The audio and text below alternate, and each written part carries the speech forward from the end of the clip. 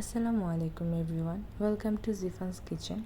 আজকে আপনার সাথে কোনো রেসিপি স্পেসিফিকভাবে শেয়ার করব না। আজকে আমি আমার একটা ফেইলড অ্যাটেম্পট শেয়ার করব। পুরোপুরি ফেইলড বলা যায় না, এটা জাস্ট অলমোস্ট ফেইলড বলা যায় আর কি। তো আমি প্রথমে এখানে ময়দা নিয়ে নিয়েছি, এর মধ্যে নিয়ে নিয়েছি লবণ। আমি এখানে ময়দা 1.5 কাপের মতো ইউজ করেছি। এরপর যে দেখতে পেলেন ইস্টটা ফুলে প্রায় কাপের বাইরে চলে আসছে। তো এটার মধ্যে আমি উষ্ণ গরম পানি নিয়েছি মোটামুটি 2 টেবিল চামচের মতো। এরপর আমি এখানে 1.5 চা চামচ ইস্ট এবং 2 টেবিল চামচ চিনি দিয়ে 10 মিনিটের মতো রেখে দিয়েছিলাম ওভেনের ভিতরে, বন্ধ ওভেনের ভিতরে। আপনারা যে কোনো গরম জায়গায় রাখলেই হবে। এরপর এটা এরকম ফুলে গিয়েছে, সেটাকে আমি এটার মধ্যে মিক্স করে এরপর আমি ভালোভাবে এটাকে মথে নিচ্ছি।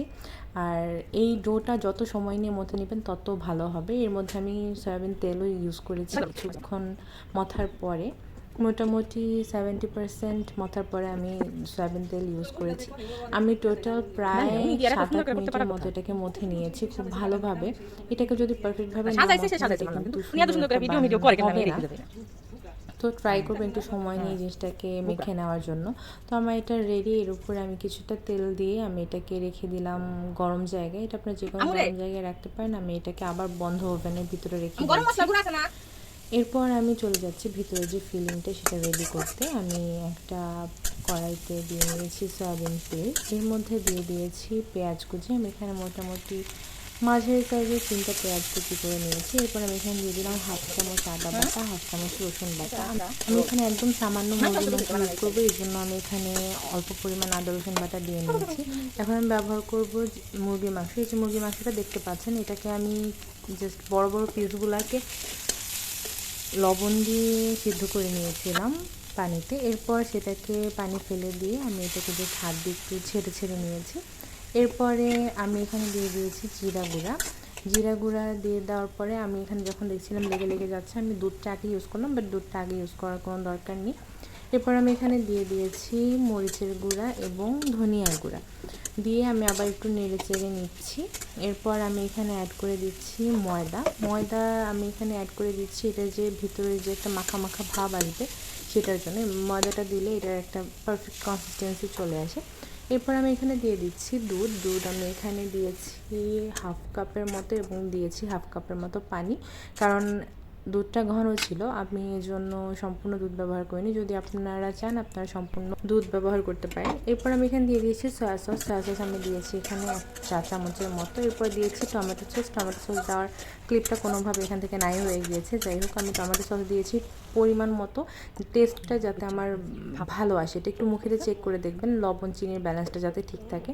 এরপর আমি আমার যে ডোটা সেটা বের করে নিয়েছি। আপনারা দেখেই বুঝতে পেরেছেন কতটা ফুলে গিয়েছে ডোটা। এরপর আমি ডোটাকে ভাগ করে নিব। আমি এখানে একটু বড় বড় করে 5টা ভাগ করে নিয়েছি। তবে আপনারা চাইলে যদি ছোট করে বানাতে চান, এটা দিয়ে মোটামুটি আপনারা একটু ছোট সাইজের 10টার মতো বানিয়ে ফেলতে পারবেন অনায়াসে। তো আমি একটু বড় বড় করে বানাবো দেখে আমি 5টা করে নিয়েছি।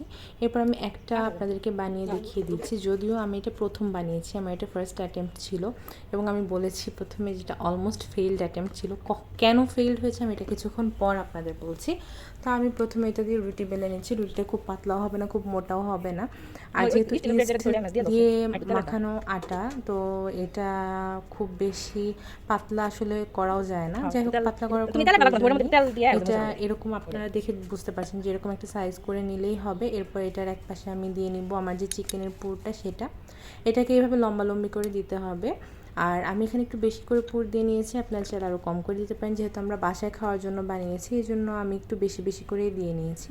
এরপর ওই পাশে পানি ব্রাশ করে আমি এটাকে লাগিয়ে দিলাম একদম। এখানে পানিটা আঠার কাজ করবে। এরপর যে অংশটুকু বাকি রইল সেটা আমি ছুরি দিয়ে ছোটো ছোটো করে কেটে নিয়েছিলাম। এরপর আমি এটাকে এভাবে ডিজাইন করে লাগিয়ে দেবো, যেটা আপনারা এখন দেখে বুঝতে পারবেন।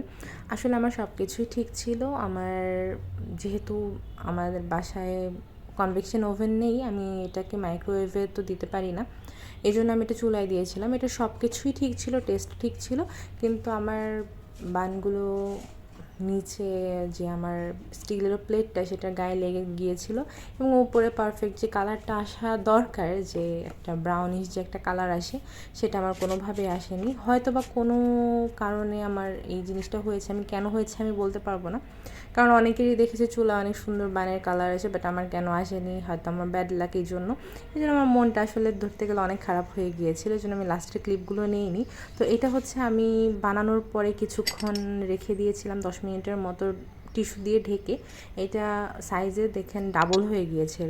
এটার উপরে আমি এরপর দিয়ে দিচ্ছি কুসুম এবং মানে ডিমের কুসুম এবং দুধ দিয়ে মিক্স করে একটা মিক্সচার বানিয়ে সেটা আমি উপরে ব্রাশ করে দিচ্ছি। এটাই আমি কালার আনার জন্য ব্রাশ করেছিলাম, বাট আনফর্চুনেটলি আমার এটার কোনো কালার আসেনি, মনটা নষ্ট হয়ে গিয়েছিল, এই জন্য পরে আর কোনো ক্লিপ নেওয়া হয়নি। জাস্ট খাওয়ার আগে আমি জাস্ট কোনো রকমে একটা ভিডিও নিয়ে রেখেছি যাতে আমি দেখাতে পারি যে কতটা বাজে হয়েছিল। যাই হোক, thank you so much for watching.